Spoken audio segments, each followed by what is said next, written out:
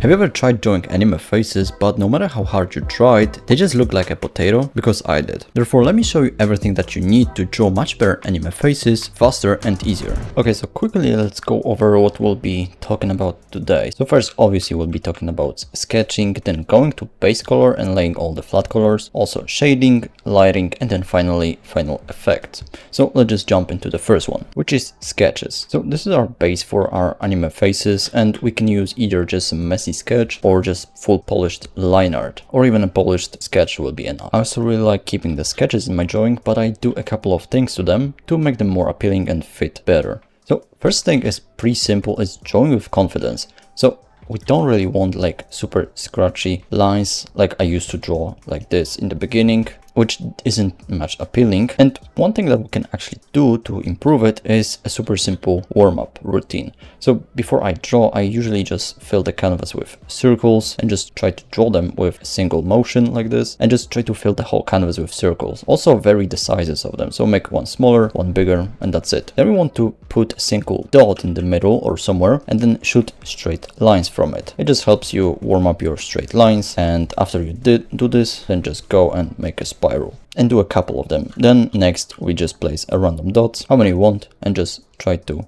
connect them using straight lines as well, and try to actually hit these dots. And if you go like over, just Ctrl Z and just try to actually hit it with kind of straight line. And then we obviously can do like CSI, so just try to make some flow in your drawings. And also you can obviously do some gesture drawings, like quick one from reference. It will take like 5 to 10 minutes. And it's really worth it. So second thing is actually have variety in your lines. So instead of just drawing with the same brush that has the same thickness, we just want to have a variety in them. So for example, you can see even here we have like a thicker, darker line, then thinner, and here again thicker. Even here like a thick one, then some smaller ones. This can really improve your drawings. Like you can even do something like this that I really like. So outlines of something are thicker, like you see here, boom, and the inside are much more faded, softer, and less harsh. So pretty much outside hard and dark, and inside soft and light. It just gives a nice balance. Also, as you can see here, we can add some ambient occlusion. It's pretty much just adding shadows to your sketch, like a darker shadows. So ambient occlusion is just in areas where the light has harder time getting in. So between things. So like hair, like in the mouth, under the neck, you can see here, we can even add some shadows like here, some simple shapes, same as here, boom, boom, and obviously here, boom, boom, and boom. So adding this will make your sketches much better. And also if you want my brushes, they are for free in the description below, and with them you'll get 30 art tips that will help you improve your art in 30 days. But also you can check out the course that I'm making on drawing faces, which will help you pretty much just go from a simple ball to a fully rendered face. And for now it's half off till I release it, so the course will drop next month, and for now it's half off, so you can get it. Now let's go to something super important when you just start rendering your anime faces. So pretty much I'm talking about flat colors. So pretty much these are the colors of the actual thing, like skin, like some jewelry, hair, eyes, and whatever else you want. Pretty much just pick a color of the skin and then just lay those flat colors. So I always just do a separate layer for everything,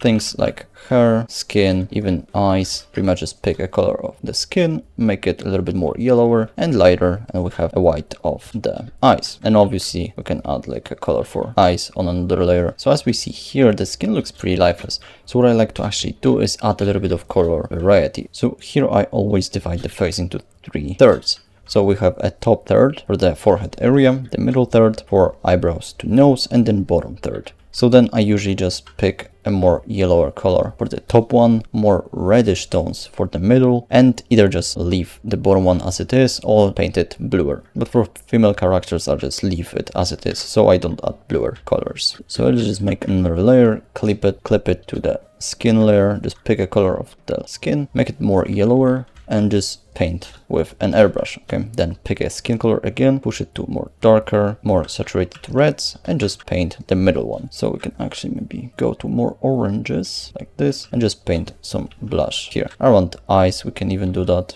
something like here, nose, and then around neck. Just adds much more life to the face. So we didn't touch the bottom one and it looks colder because of the upper side. So that's why I don't really play with it. Obviously, if it's too harsh, we can just erase a little bit like this, and we can always change the opacity a little bit. So then we obviously can still like put some colors for the eyes, boom. Even just pick a color of the skin, make it a little bit more redder, and you can actually just do a lip color, also a little bit for the nose. You can actually do a little bit for the lips. So next, let's move to shading. And anime art style is all about simplicity. So here as well, we want to simplify our shapes of shadows. So here we can actually see that the shadows are grouped into basic shapes. So for example, our shadow on the face will be something like this. This we can skip, boom, boom, boom, boom, boom. Super simple. And then we have other, boom, boom, boom, like that. And we can just simplify everything. And we have two pretty much just shapes for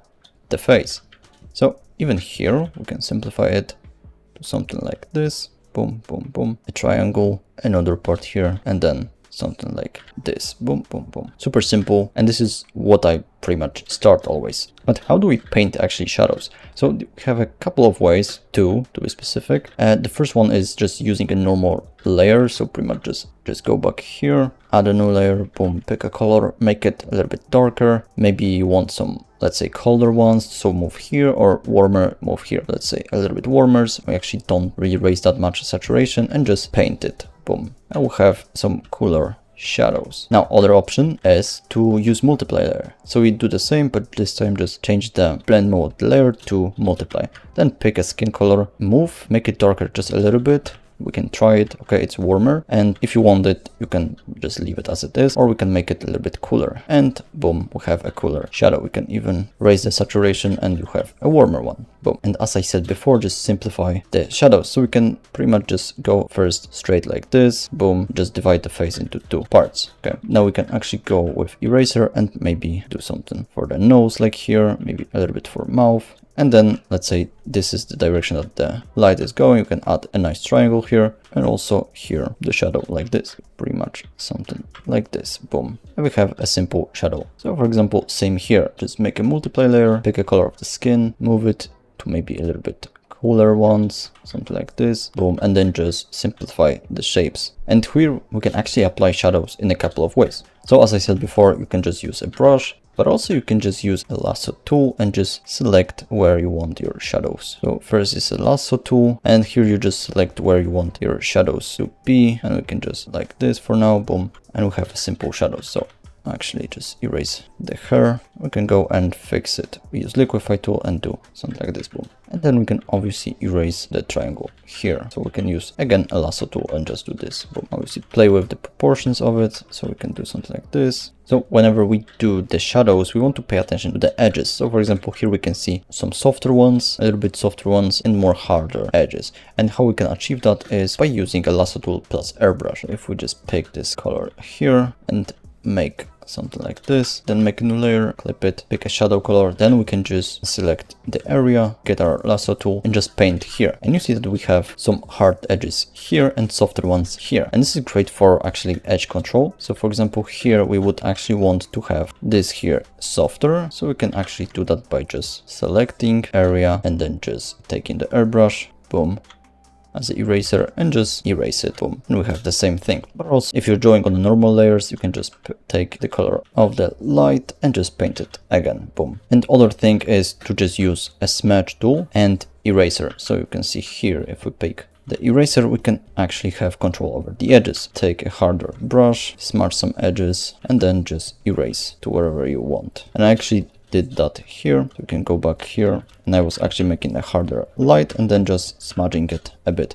Also here, when I was first placing, everything was super harsh because I used lasso tool, and then I just went and smudged the edges a bit like this. But also for anime style, you can just go with harder ones, so you don't have to, and you don't have to smudge anything. I mean, a little bit, maybe like these transitions would be enough. So after the normal shadows, I sometimes like to add some darker ones. So pretty much I'll just make a new layer, set it also to multiply, pick a whatever color, just darker, and I go in and add some ambient occlusion. So pretty much a shadow in areas where the light has harder times getting in. So between things like forehead and hair, put it between hair. We can even add it to the eyeballs, like here, maybe a little bit here. And subtle on the face, you don't really want to fully render anime faces. You can just add it here like this, smudge it, make it sharper between the hair. And obviously whenever you render hair, you can always also add some darker shadows in between some areas, like here probably, and probably behind this eye here, and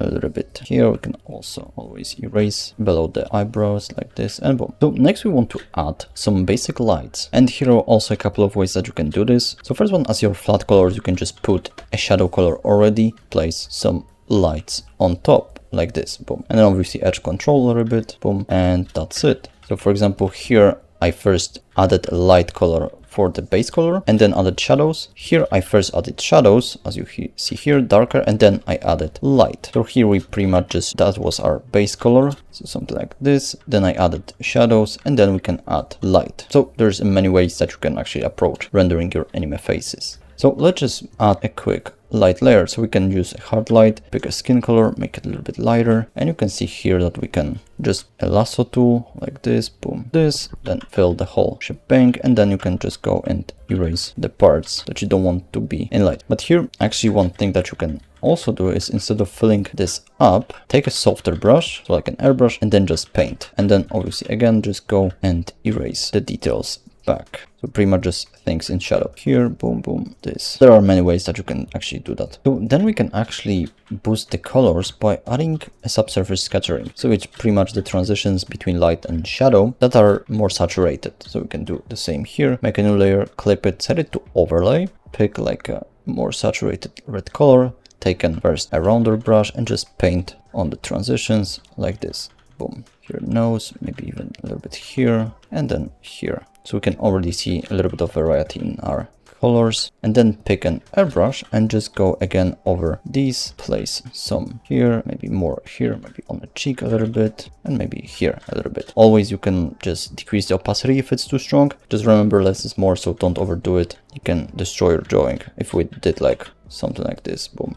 Obviously it doesn't look that great. But what it does is actually helps you with having this contrast between warm and cool colors. So we have this cooler skin and then warmer subsurface scattering. So you can actually see it here very well that we have a cooler skin and subsurface scattering, which is warmer. And here, this is actually pretty nice. And then we want to add some highlights. So we can just pick like a lighter color, take a harder brush and place some on some things. So maybe we can actually add here some highlights. Maybe we can boost these ones, even these like that, boom. Maybe even some lips. Super simple highlights. And yeah, here we can see that these are actually more faded, so we can probably just like that, maybe even a little bit lighter, and it still looks great. Obviously less is more. And next we can go to final effects. So pretty much with these we can really improve our drawing real quick. So first what I like to do is actually merge the layer into one bigger one and then add a couple of things. So here I usually just like to first, if I have a sketch layer like this, and then I have a skin layer below that, I like to take the sketch layer, set it to alpha lock and pick like a warmer tone and then paint it. We can even go a little bit, boom. It just makes the sketch layer or liner layer just match the drawing better. So here we can see that we have a more lighter and warmer sketch. Same here. So yeah, that's one thing. Then I go and I create correction layers. First is brightness and contrast, and here I just play with them. So we can make it a little bit brighter, have more contrast, maybe darker and have more contrast, but it's really easy to just destroy the drawing. So maybe just a little bit of contrast and light. And then we can see that it added a little bit of depth. So now we can add another correction layer, boom. Color balance. So here we can actually push our shadows to be much cooler. So just raise the cyan channel and then a little bit bluer one, and then go to highlights and now raise our light channels to yellower and redder. And we can already see that maybe a little bit of magenta, or even here a little bit bluer and cyan like this. Now maybe magenta like this, boom.